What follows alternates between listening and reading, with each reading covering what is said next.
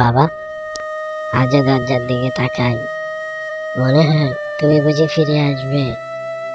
তোমার সেই পরিচিত ডাকটা শুনে আমার মনটা আবার হাসবে। তুমি নেই, এই কথাটা ভাবা আজও মন মানতে চায় না বাবা। ভিড়ের মাঝে সবাই আছে, শুধু তোমাকেই খুঁজে পাই না। তোমার পুরনো কথাগুলো আজও কানে বাজে, তোমার দেওয়া সাহসগুলো সঙ্গী হয়ে থাকে জীবনে।